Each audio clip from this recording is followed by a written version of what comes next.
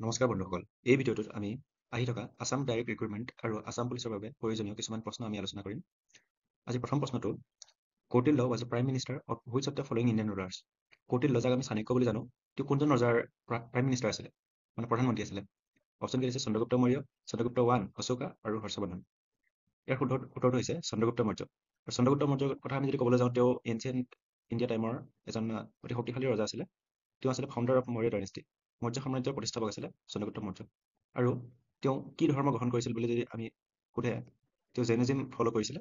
আৰু জৈনিজিমৰ এটা ট্ৰেডিশ্যন আছে যে যিসকল জৈন ধৰ্মৰ মংক আছে, তেওঁলোকে মৃত্যুৰ সময়ত এটা ইচ্ছা মৃত্যু কৰে। আৰু সেই ইচ্ছা মৃত্যুটোক আমি চালেখানা বুলি জানো। তাৰ নামটো হৈছে চালেখানা। The next question is, who ascended the throne of Delhi Sultanate after the death of Qutubuddin Aibak? Qutubuddin আইবাকৰ মৃত্যুৰ পিছত কোনজন ৰজাই এই সিংহাসনত উঠিছিল? আৰু কুতুবুদ্দিন আইবাক আছিল স্লেভ ডাইনেষ্টিৰ ফাউণ্ডাৰ। আৰু ইয়াৰ অপশ্যন কেইটা আছে গিয়াজুদ্দিন বলবন, ইলটুটমিছ, নাছিৰুদ্দিন শ্বাহ আৰু ৰেজিয়া চুলতানা। ইয়াৰ শুদ্ধ উত্তৰটো ইলটুটমিছ। কুতুবুদ্দিন আইবাকৰ পিছত ইলটুটমিছ আছিলে ৰজা, আৰু he build Qutub Minar and move his city to capital city to Delhi.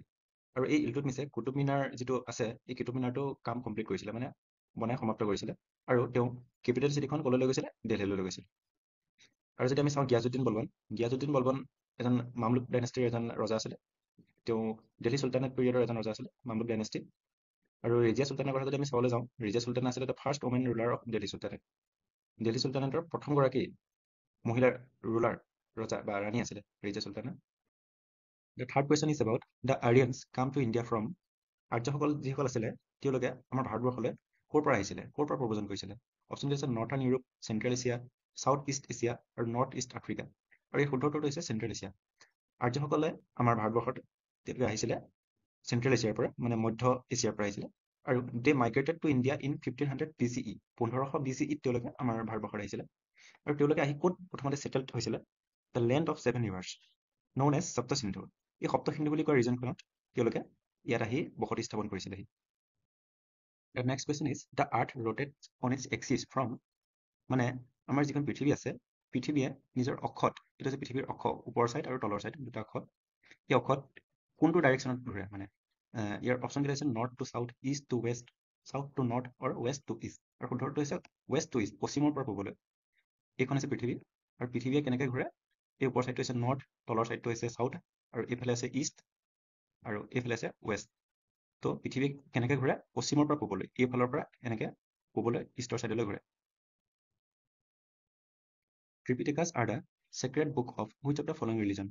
ত্ৰিপিটিকাছ হৈছে কিছুমান পবিত্ৰ গ্ৰন্থ, আৰু ই কোন ধৰ্মৰ লগত জড়িত?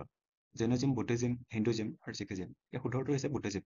বুদ্ধসকলৰ মানে বুদ্ধিষ্টসকলৰ পবিত্ৰ গ্ৰন্থত পৰে এই ত্ৰিপিটিকা। এই ত্ৰিপিটিকা তিনিখন আছে, চুত পিটাকা, বিনয় পিটাকা আৰু অভিধাম পিটাকা। The next question is about which Mughal emperor found his own religion, Din-e-Ilahi? কোনজন মোগল শাসকে এই দিন-ই-ইলাহি নামৰ এটা ধৰ্ম প্ৰৱৰ্তন কৰিছিলে? অপশ্যন কেইটা হৈছে হুমায়ুন, আকবৰ, জাহাংগীৰ, ঔৰংগজেব। ইয়াৰ শুদ্ধ উত্তৰটো হৈছে আকবৰ। আকবৰে এই দিন-ই-ইলাহি নামৰ ধৰ্মটো তেওঁ প্ৰৱৰ্তন কৰিছিলে। আৰু আকবৰৰ কিছুমান প্ৰয়োজনীয় গুৰুত্বপূৰ্ণ কাম আছিলে, যেনে মনচবদাৰী ছিষ্টেম, সেইটো তেওঁ ইন্ট্ৰডিউচ কৰিছিলে। আৰু এবলিষ্ট জজিয়া আৰু পিলগ্ৰিমেজ টেক্স।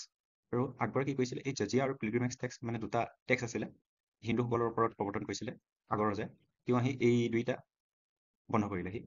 আৰু আকবৰৰ যদি আমি সৰুকালৰ নাম চাওঁ, চাইল্ডহুড নেম, তেওঁ সৰুকালৰ নাম আছিলে জালাল। Birth place Amarkot. আকবৰ ক'ত জন্মগ্ৰহণ কৰিছিলে? অমৰকোটত, এটা হিন্দু ফেমিলি ঘৰত জন্মগ্ৰহণ কৰিছিলে। থাৰ্ড মোগল এম্পায়াৰ, আকবৰ আছিলে তৃতীয়জন মোগল সম্ৰাট, আৰু তেওঁৰ দেউতাক কোন আছিলে? হুমায়ুন। হুমায়ুনৰ পুত্ৰ আছিলে আকবৰ।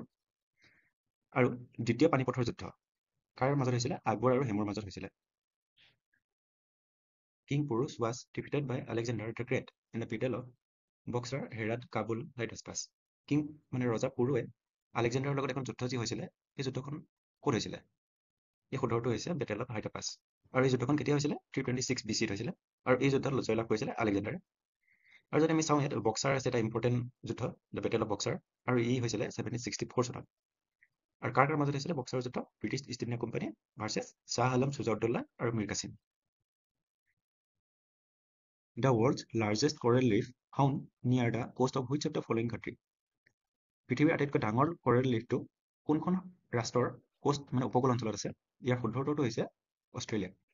আৰু এই কৰেল ৰিফটোৰ নাম হৈছে দ্য গ্ৰেট বেৰিয়াৰ ৰিফ।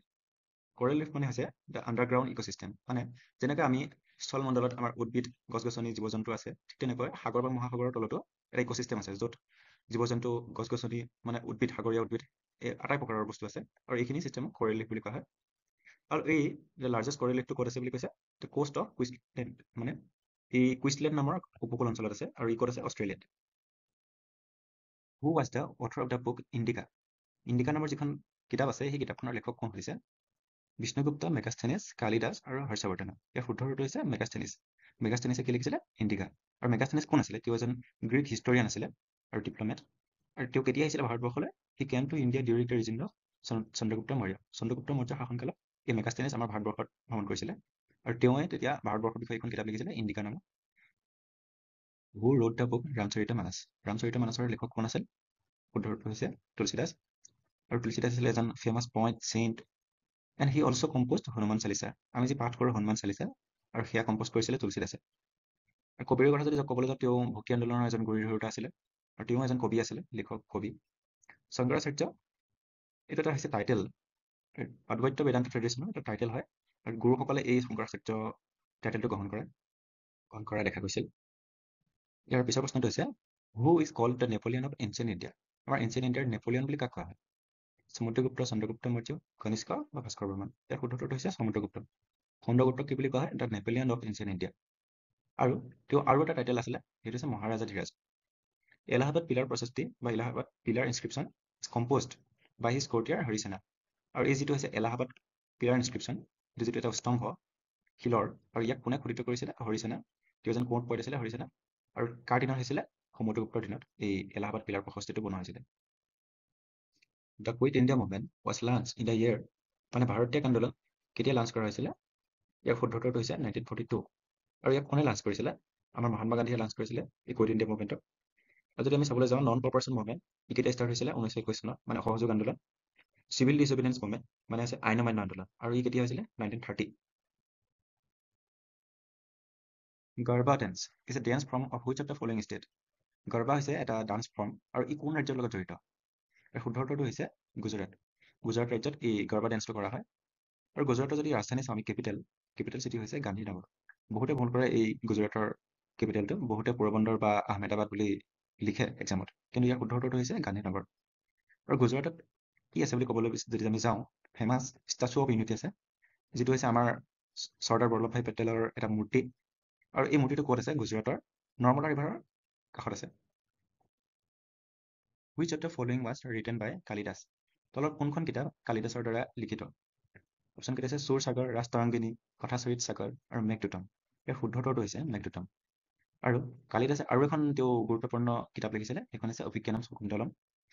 আৰু he was the court poet of king Chandragupta two. Chandragupta টুৰ তেওঁ এজন ৰাজসভাৰ এজন পইণ্ট আছিল, কোৰ্ট পইণ্ট মানে ৰাজকবি। He also' called the Shakespeare of India, মানে তেওঁক আমাৰ ভাৰতবৰ্ষৰ শ্বেক্সপিয়াৰ বুলি কোৱা হয়। কাক কোৱা হয়? কালিদাসক। ইয়াৰ পিছৰ প্ৰশ্নটো, which planet looks reddish in the night sky, বা ৰেড প্লেনেট? ইয়াৰ ভিতৰত কোনটো প্লেনেটক, মানে কোনটো গ্ৰহক ৰঙা গ্ৰহ বুলি কোৱা হয়? ইয়াৰ শুদ্ধ উত্তৰটো হৈছে মাৰ্চ, মানে মংগল গ্ৰহক ৰঙা গ্ৰহ বুলি কোৱা হয়। আৰু মংগল গ্ৰহৰ যদি উপগ্ৰহৰ কথা আমি ক'বলৈ যাওঁ, মংগল গ্ৰহত মাত্ৰ দুটা উপগ্ৰহ আছে, সেই দুটা হৈছে ফ'বছ আৰু ডিমছ। আমাৰ পৃথিৱীত উপগ্ৰহ কি? আমাৰ পৃথিৱীৰ উপগ্ৰহ এটা, আৰু সেইটো হৈছে কি? মুন বা চন্দ্ৰ। আৰু মাৰ্চ বা মংগল গ্ৰহটো হৈছে দ্য ক্লজেষ্ট প্লেনেট ফ্ৰম আৰ্থ। আমাৰ পৃথিৱীৰ পৰা আটাইতকৈ ওচৰত থকা গ্ৰহ হৈছে মংগল গ্ৰহ। Which of the following countries does the equator pass? Equator মানে হৈছে বিষুৱ ৰেখা, আৰু এই বিষুৱ ৰেখাডাল কোনখন ৰাষ্ট্ৰৰ ওপৰেদি গৈছে? আৰু বিষুৱ ৰেখা কি? বিষুৱ ৰেখা হৈছে আমাৰ পৃথিৱীখনক সমানে দুভাগত ভাগ কৰা এডাল ৰেখা, কাল্পনিক ৰেখা। আৰু এই বিষুৱ ৰেখাডাল মুঠ 13খন ৰাষ্ট্ৰৰ ওপৰেদি গৈছে, আৰু তাৰ ভিতৰত ব্ৰাজিল এখন। আমাৰ ভাৰতবৰ্ষৰ ওপৰেদি যোৱা নাই, কিন্তু বিষুৱ ৰেখাডাল মনত ৰাখিব। আৰু ভাৰতবৰ্ষৰ ওপৰেদি কোনডাল ৰেখা গৈছে বুলি ক'ব গ'লে, কৰ্কট কাণ্ট্ৰি, ট্ৰপিক অফ কেঞ্চাৰ। কাৰণ আমাৰ ভাৰতবৰ্ষখন এই উত্তৰ গোলাৰ্ধত আছে, পৃথিৱীৰ এই উত্তৰ ছাইডত, আৰু এইফালেদি যিডাল কৰ্কট ৰেখা গৈছে আমাৰ পৃথিৱীৰ ওপৰত আছে, মানে কাল্পনিক ৰেখা। আৰু সেই কৰ্কট ৰেখাডাল আমাৰ ভাৰতবৰ্ষৰ 8খন ৰাজ্যৰ ওপৰেদি গৈছে। Which one of the following planet has the largest number of natural satellite or moons? তলৰ কোনটো গ্ৰহৰ আটাইতকৈ বেছি উপগ্ৰহ আছে, নেচাৰেল উপগ্ৰহ আছে? আৰু এই শুদ্ধ উত্তৰটো হৈছে জুপিটাৰ। জুপিটাৰ মানে হৈছে বৃহস্পতি, আৰু জুপিটাৰ হৈছে আমাৰ সৌৰজগতৰ আটাইতকৈ ডাঙৰ গ্ৰহটো। আৰু এই জুপিটাৰৰ কেইটা উপগ্ৰহ আছে বুলি কৈছে? 95টা। আৰু এই 95টা উপগ্ৰহৰ ভিতৰত আটাইতকৈ ডাঙৰ উপগ্ৰহটো বা ডাঙৰ মুনটো হৈছে Ganymede. Solar eclipse occurs when? Solar eclipse মানে হৈছে সূৰ্যগ্ৰহণ। আৰু সূৰ্যগ্ৰহণ কেতিয়া হয়? এই শুদ্ধ উত্তৰটো হৈছে when moon comes between sun and the earth। এই ফটোখন চাব, এইটো হৈছে সূৰ্য, এইখন হৈছে পৃথিৱী, আৰু এইটো হৈছে চন্দ্ৰ বা জোন। আৰু যেতিয়া এই জোনটো আমাৰ পৃথিৱী আৰু সূৰ্যৰ মাজত অৱস্থান গ্ৰহণ কৰে, তেতিয়া কি হয়? আমি সূৰ্যগ্ৰহণ দেখা পাওঁ। The classical dance of Andhra Pradesh is. অন্ধ্ৰপ্ৰদেশৰ ক্লাছিকেল ডেন্স কি? ভাৰতনাট্যম, মোহিনীঅট্টম, কুচিপুড়ি বা কথকলি। ইয়াৰ শুদ্ধ উত্তৰটো হৈছে কুচিপুড়ি। অন্ধ্ৰপ্ৰদেশৰ ক্লাছিকেল ডেন্স কি? কুচিপুড়ি। আৰু ক্লাছিকেল ডেন্স টোটেল ভাৰতবৰ্ষত কেইটা স্বীকৃতি দিয়া হৈছে? টোটেল ভাৰতবৰ্ষত 9টা ক্লাছিকেল ডেন্সক স্বীকৃতি দিয়া হৈছে। আৰু ইয়াৰ অপশ্যনৰ ভিতৰত ভাৰতনাট্যম ই হৈছে তামিলনাডুৰ ক্লাছিকেল ডেন্স, মোহিনীঅট্টম আৰু কথকলি এই দুইটা আমাৰ কেৰেলাৰ হয় ক্লাছিকেল ডেন্স। আৰু আমাৰ অসমৰ সত্ৰীয়া ডেন্সক ক্লাছিকেল ডেন্সৰ স্বীকৃতি দিয়া হৈছিলে। আৰু ইয়াক কেতিয়া দিয়া হৈছিলে? 2000 চনত। The next question is the speed of rotation of the earth in kilometer per hour is the highest। আমাৰ পৃথিৱীখনৰ ৰোটেশন স্পীডটো কিলোমিটাৰ পাৰ আৱাৰ যদি আমি চাবলৈ যাওঁ, কোনখিনি জেগাত বেছি? ইয়াৰ শুদ্ধ উত্তৰটো হৈছে এটা ইকুৱেটৰ। ইকুৱেটৰ মানে হৈছে বিষুৱ ৰেখা।